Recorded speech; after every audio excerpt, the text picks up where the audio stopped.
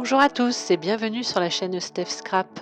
Je vous propose aujourd'hui une boîte de correspondance à offrir, des petites cartes et des enveloppes que l'on va fabriquer de A à Z et qui a un rendu plutôt sympa, coloré, toujours avec cette collection que j'aime beaucoup. Donc les cartes sont carrées et les enveloppes aussi. Donc je vous montre les différents modèles que j'ai réalisés, qui se glisse dans une petite boîte toute simple et que l'on peut offrir pour la fête des mères ou pour toutes les amies que l'on veut gâter d'un petit présent. Donc c'est le projet que je vous propose aujourd'hui. C'est parti! Donc nous allons utiliser un papier uni coordonné avec notre collection. Ici j'ai pris Tomette pour réaliser donc la structure de notre boîte. Le set de tampons douceur glacée pour faire notre décor et la collection été des glaces coordonnées. Donc tout d'abord, nous allons réaliser la boîte, la structure de notre boîte. Donc nous allons couper notre papier à 14 cm dans le sens de la largeur. Puis, dans l'autre sens, nous le couperons à 18,8 cm. Ensuite, on le remet dans l'autre sens et nous allons le plier à 5 cm et à 9 cm. Et nous le tournons encore pour le plier à 4 cm, à 14,8 cm et c'est tout. Et donc nous obtenons simplement un quadrillage. On peut marquer nos plis et vous allez voir, c'est vraiment très simple de réaliser cette petite boîte puisque nous allons venir découper à deux endroits et coller pour réaliser la boîte, les côtés de la boîte. Donc je coupe jusque le long de mon pli. Alors j'enlève un toute petite épaisseur pour ne pas gêner lorsque je vais plier et coller ma boîte, pour vraiment que ça s'emboîte parfaitement. En fait j'enlève presque l'équivalent du pli, simplement. Une fois qu'on a réalisé ces découpes, on va simplement coller les trois languettes entre elles en prenant soin de mettre une languette au milieu qui sera en fait la plus courte. Comme ça, on aura un joli rendu de l'intérieur de la boîte, mais également de l'extérieur de la boîte.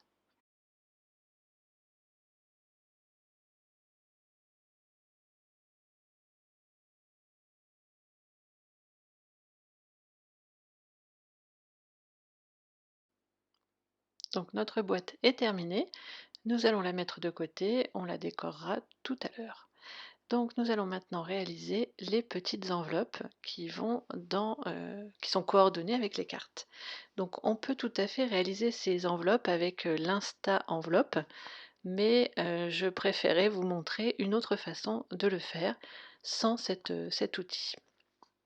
Donc pour réaliser les enveloppes, nous allons prendre un carré qui fera 17 par 17 cm. Et sur chaque côté, nous allons mettre deux mesures. Une mesure à 7,5 et une autre à 9,2.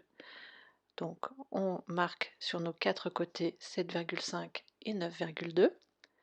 Et puis on viendra plier du 7,5 jusqu'au 9,2, comme je l'ai tracé sur mon schéma. Donc on fera nos quatre plis, donc bien du 7,5 au 9,2 du bord d'à côté. Et puis on viendra enlever les petits morceaux, les petits triangles qui apparaîtront. Et on n'aura plus qu'à plier et coller pour faire nos enveloppes. Donc c'est parti. Et je décide de le marquer à l'aide de mon massicot. Donc avec un crayon de papier tout simplement. Donc je prends ma petite rainure, je note à 7,5 un petit coup de crayon. Je fais la même chose à 9,2 et je fais pareil sur les quatre côtés.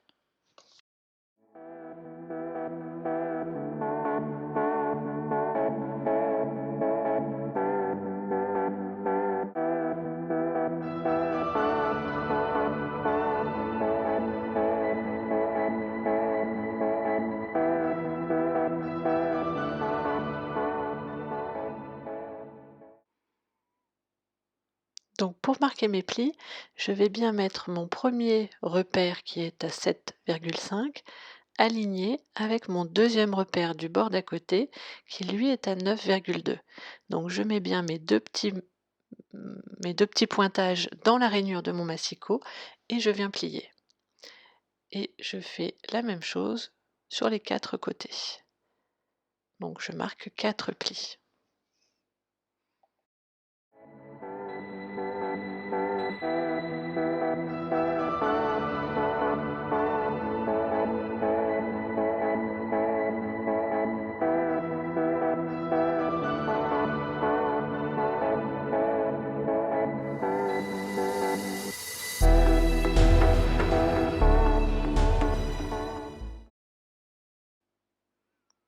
Mes 4 plis sont bien réalisés, il ne me reste plus qu'à les marquer.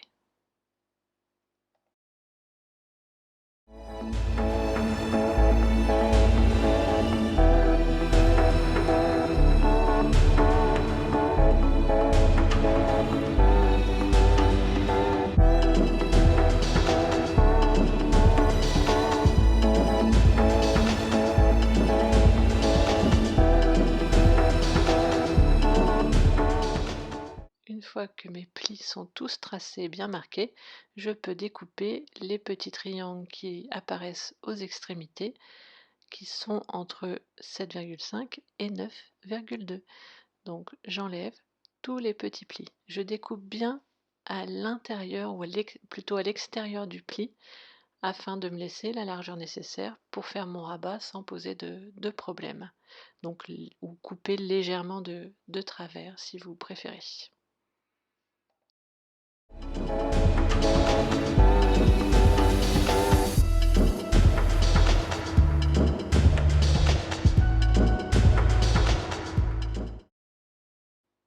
Il me reste à arrondir les angles pour que ce soit plus joli au niveau du rabat de mon enveloppe. Alors là, j'ai raté ma première découpe, mais sinon le reste va bien se passer.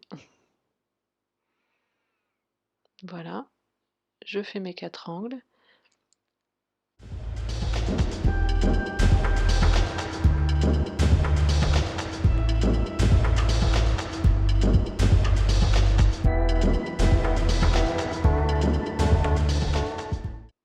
Vous voyez comme c'est simple de réaliser, il suffit de rabattre 3 de ces rabats et de les coller entre eux. Donc je mets un petit morceau de double face pour coller les deux qui sont en face à face, et puis après je viendrai coller celui du bas en mettant du double face sur toute la longueur de mon rabat. Et j'ai des enveloppes qui sont super sympas, coordonnées à chacune de mes cartes.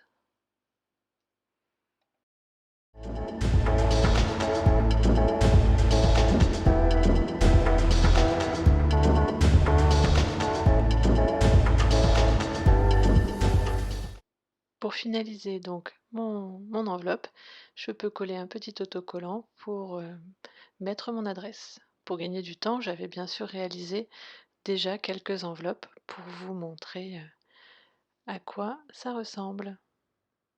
Donc maintenant, nous allons réaliser les cartes.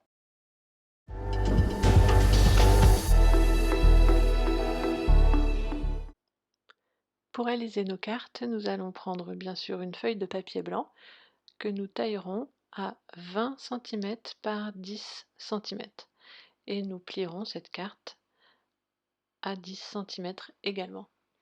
Dans une feuille, je peux faire donc presque 3 cartes. J'ai une carte qui sera un tout petit peu moins haute, qui fera 9,7. Donc je trouve pas que ce soit vraiment un gros problème. Donc j'utilise l'intégralité de ma feuille.